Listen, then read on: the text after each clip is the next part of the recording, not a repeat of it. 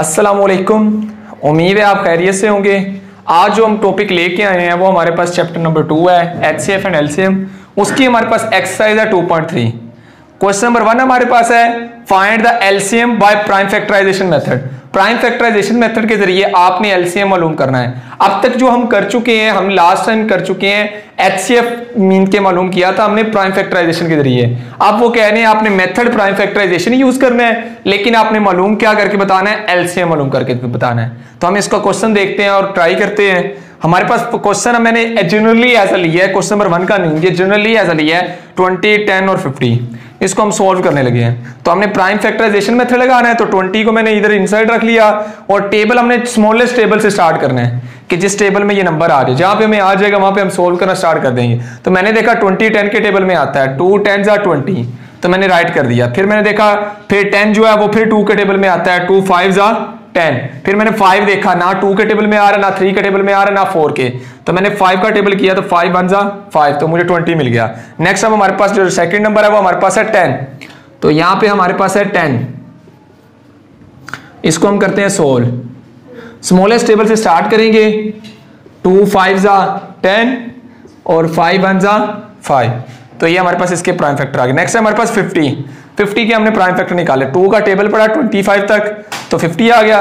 5 का टेबल हमने जब 5 तक पढ़ा तो 25 और 5 1s are 5, तो ये हमें इसके प्राइम फैक्टर ये सारे गेन हो गए। तो हमने तो लिख दिया prime factor of 20, prime factor of 10, prime factor of 50। जो जो हमारे पास ये वाले आए थे वो हमने राइट कर दिए। आज अब हम करने जा रहे हैं LCM। LCM में क्या है, पहले हमने कॉमन वाले जो है फैक्टर्स, प्राइम फैक्टर्स, उनको राइट करना है, उनको प्रोडक्ट, उनका मल्टीप्लिकेशन लेनी है। फिर हमने जो नॉन कॉमन होंगे उनको मल्टीप्लाई आपस में करना है। तो मैंने देखे, मैंने लगाया हुआ ब्लू के जरिए कि ये 2 इन तीनों में कॉमन आ रहा है और इधर हमारे पास 5 आ गया है। तो हमारे पास जो product of common factor, product का मीन होता है मल्टीप्लाई, जो कॉमन फैक्टर को मल्टीप्लाई करेंगे तो वो एक 2 है और एक 5 है, तो 2 5s are कितना हो जाएगा 10।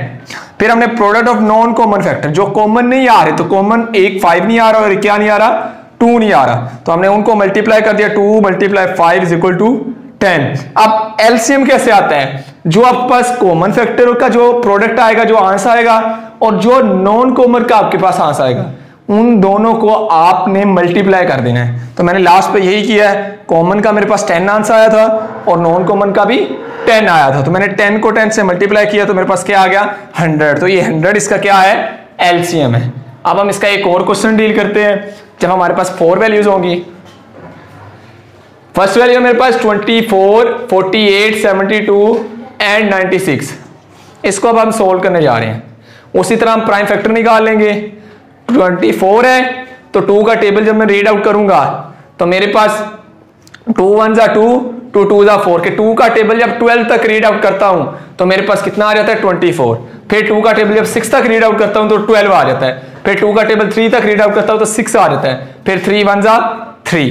इसी तरह हमने 48 के निकाल लिए।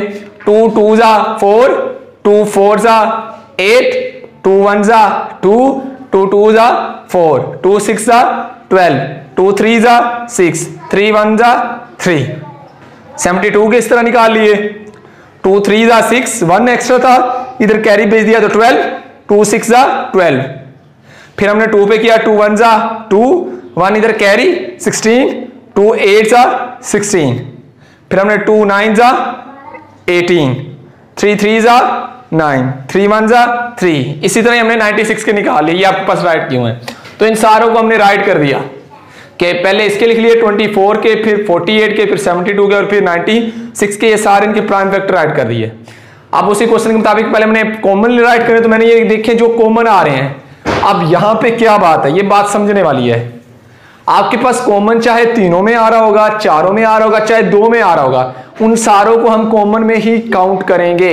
इधर देखें जरा, ये 2 आपके पास ये सारों में कॉमन आ रहा है, ये 2 भी सारों में कॉमन आ रहा है, ये 2 भी, ये 2 इन 2 में कॉमन आ रहा है, तो ये भी कॉमन है। HCF में हम क्या करते थे, जो सारों में कॉमन होते थे उनको मल्टीप्लाई करते थे, लेकिन LCM में हमने वो भी राइट कर रहे हैं जो 2 में चाहे कॉमन हो। ये सिर्फ इन दोनों में कॉमन है तो ये भी कॉमन में काउंट होगा। ये 3 हमारे पास इस तरह कॉमन है तो हमने इनको राइट कर दिया। कॉमन फैक्टर 2 कितने टाइम्स है, 1 2 3 4, तो ये 2 1 2 3 4 4 टाइम्स। और 3 हमारे पास 1 टाइम है तो मल्टीप्लाई 3, इनको जब मल्टीप्लाई करते हैं तो हमारे पास 48 आ जाता है। तो ये हमारे पास प्रोडक्ट आ चुका है कॉमन फैक्टर्स का। अब हम product of non common factor लिखने जा रहे हैं। नॉन कॉमन कौन कौन से हैं? 2 है हमारे पास और यहाँ पे क्या है 3 है, तो हमने 2 को 3 से मल्टीप्लाई किया तो 6। अब एलसीएम क्या होता है? एलसीएम आपके पास जो कॉमन फैक्टर का आंसर आ चुका होता है और जो नॉन कॉमन का आंसर होता है, उन दोनों को आपस में मल्टीप्लाई करने से हमारे पास एलसीएम गेन हो जाता है। तो मेरे पास 48 आया था कॉमन फैक्टर्स का आंसर और मेरे पास नॉन कॉमन फैक्टर का जो आंसर आया था वो 6 था। तो 48 को जब मैंने 6 से मल्टीप्लाई किया तो 288 आ गया। तो ये आपका रिक्वायर्ड आंसर है। इन क्वेश्चन को आपने प्रैक्टिस करनी है, जो नहीं समझ आएगा वो इंशाल्लाह हम डिस्कस कर लेंगे। कमेंट में आप हमसे पूछ सकते हैं जो भी कोई क्वेश्चन वगैरह है, जो नहीं आएगा वो आपको उसका रिप्लाई कर दिया जाएगा, आंसर दे दिया जाएगा। वस्सलाम।